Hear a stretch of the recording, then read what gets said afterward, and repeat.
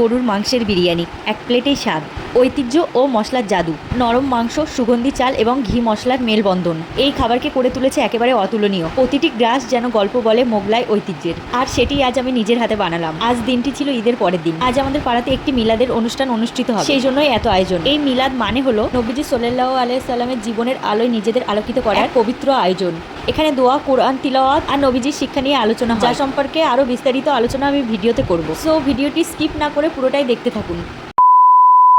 Hey guys, welcome back to my channel. আজ হলো ঈদের পরের দিন, আর আজ আমাদের পাড়াতে একটা ছোট্ট মিলাদুন্নবীর জলসার আয়োজন করা হয়েছে। এই মিলাদ সম্পর্কে আরও বিস্তারিত তথ্য আমি ভিডিও শেষের দিকে আলোচনা করব আপনাদের সাথে। তার আগে আপনাদেরকে জানিয়ে দেই, তোফার যে জুতোটা পরে আছে ওটা ওর মামা চাঁদ রাত্রে ওকে ঈদের জন্য গিফট করেছে। আর মামার দেওয়া গিফট বলে কথা, মামার দেওয়া গিফট তো ভাগ্নিদের কাছে সেরা হবেই। বাড়িতে যেহেতু জলসা, সেই উপলক্ষে কিছু অতিথি আসবে। আর আজকের মেনুতে থাকবে বিফ বিরিয়ানি উইথ স্যালাড আর ডিম সিদ্ধ, সাথে দই, মিষ্টি, কোল্ড ড্রিঙ্কস তো থাকবেই। বিরিয়ানি বানানোর জন্য যা যা উপকরণ দরকার সব কিন্তু আগে থেকে রেডি করা ছিল। আমি তোফাকে দুপুরে খাইয়ে ওর দাদিমার কাছে দিয়ে দিয়েছি। এবার আমি রান্নার দিকটা সামলাবো। বিরিয়ানি যাত্রা শুরু হয় মোগল আমলে 15 থেকে 16 শতকে, যখন এটি পারস্য থেকে ভারতে আসে। মুঘলরা তাদের সেনাদের শক্তি ও পুষ্টি যোগাতে চাল, মশলা, ঘি আর মাংস একসাথে রান্না করত। পরে এটি রাজকীয় দরবারের প্রিয় খাবার হয়ে ওঠে। সময়ের সাথে সাথে বিভিন্ন অঞ্চলে যেমন হায়দ্রাবাদ, লখনৌ, কলকাতা ও ঢাকা বিরিয়ানির নিজস্ব বৈচিত্র্য তৈরি হয়। আজ এটি শুধু একটি খাবার নয়, এক ঐতিহ্য। এটি স্বাদ আর পুষ্টির এক অসাধারণ মিশ্রণ। এর প্রোটিন, আয়রন আর ভিটামিন আমাদের শরীরকে শক্তি যোগায়। মজার ব্যাপার হলো, গরুর মাংস দিয়ে তৈরি বিভিন্ন পদ যেমন বিরিয়ানি, কোরমা, রেজালা বা ভুনা, প্রতিটি খাবারের পিছনে লুকিয়ে আছে এক একটা ঐতিহ্যের গল্প। তাই গরুর মাংস শুধু পেট ভরায় না, মনও ভরিয়ে দেয়। এরই মধ্যে আমার কিন্তু বিরিয়ানি বানানোর জন্য সব জিনিসপত্র রান্না হয়ে গেছে, এখন শুধু সাজানোর পালা। বিরিয়ানি সাজানোর সময় তোফার বড় আন্টি চলে আসায় আফা বলল যে আমি সাজাবো, তাই আফাকে দিয়ে আমি সাজালাম বিরিয়ানিটা। এরপর একে একে সব উপকরণগুলি দিয়ে আফা খুব সুন্দরভাবে বিরিয়ানিটা সাজিয়ে কমপ্লিট করলো একটা বড় হাঁড়িতে। এরপর বিরিয়ানিটা 5 থেকে 10 মিনিট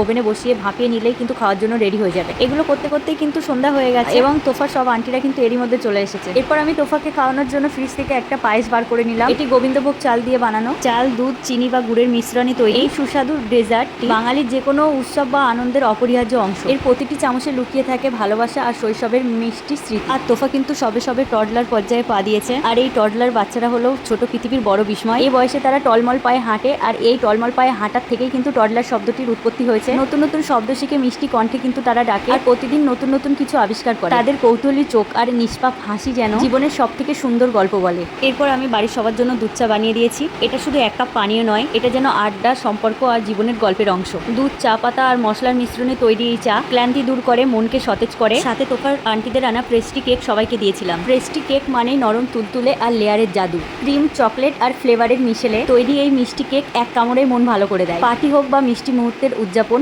পেস্ট্রি কেক সবসময় স্পেশাল। আর আমার তোফা তো মিষ্টি খেতে পছন্দ করে না, বাট আমি ওকে পায়েস খাওয়ানোর জন্য একটু চেষ্টা করছিলাম। ও একটু নিয়ে আর কিন্তু নেয়। এরপর আমরা সবাই কিন্তু রেডি হয়ে জলসায় ঘুরতে যাওয়ার জন্য বেরিয়ে পড়ি। চুনি লাইটে বাড়ি সাজানো মানে যেন রাতের আধারে তারার মেলা। রঙিন আলো যখন দেয়াল আর বারান্দায় খেলা করে, তখন যেন পুরো বাড়ি এক জাদুকরী স্বপ্নপুরীতে রূপ নেয়। উৎসবের আমেজ আর আনন্দের ঝলক ঠিক এভাবেই ফুটে ওঠে। আর এটি হলো আমাদের মসজিদ, যেটা বাইরে থেকে যতটুকু দেখানো সম্ভব হয়েছে আমি দেখিয়েছি। এরপর আমরা হাঁটতে হাঁটতে মিলাদের জন্য যে দোকানপাটগুলো বসেছিল আমরা কিন্তু একেবারে সেখানে পৌঁছে যাই। এই মিলাদ বা জলসা উপলক্ষে কিন্তু অনেক ধরনের দোকানপাট বসে, যার মধ্যে খেলনার দোকান, মিষ্টি, জিলাপি, বাদাম, গজার দোকান, আইসক্রিম, বিভিন্ন ধরনের ফাস্টফুডের দোকান এবং বাচ্চাদের বিভিন্ন রাইডও বসে। তোফাকে ওর আন্টিরা কিছু খেলনা কিনে দেয়, তারপর আমরা ঘুরে কিন্তু সেখান থেকে বাড়িতে চলে এসেছি। বাড়িতে ফিরেই কিন্তু তোফা আবারও দুষ্টুমি করা শুরু করে দিয়েছে। ওই যে বললাম, তোফা টডলার পর্যায়ে আছে, আর তোফার এখন 15 মাস চলছে। আর 15 মাসের বাচ্চা তো পুরো একটা অ্যাডভেঞ্চার মেশিন। এত কিউট, কিন্তু এনার্জি লেভেল যেন সবসময় ফুল চার্জ থাকে। এরা এই বয়সে এমন সব মজার আর অদ্ভুত কাণ্ড করে যে হাসি আটকানো যায় না। এরপর আমি সর্বপ্রথম তোফাকে খাইয়ে ঘুম পাড়িয়ে দিই, কারণ ওর সন্ধ্যা থেকে একদমই ঘুমায়নি, সেই জন্য ওর প্রচন্ড ঘুম পেয়েছিল। বাচ্চা ঘুমালে মুখটা যেন পরীদের মতো শান্ত আর নিষ্পাপ লাগে। ছোট্ট নাক, গোলাপি গাল আর মিষ্টি ঠোঁটের হাসি, সবকিছুতে এক অদ্ভুত মায়া জড়িয়ে থাকে। মনে হয় পৃথিবীর সব শান্তি যেন ওর মুখের মধ্যে লুকিয়ে আছে। আজকের ভিডিওটা এখানেই শেষ করছি। ভালো লাগলে লাইক, কমেন্ট আর শেয়ার করতে ভুলবেন না। আবার দেখা হবে নতুন কিছু নিয়ে।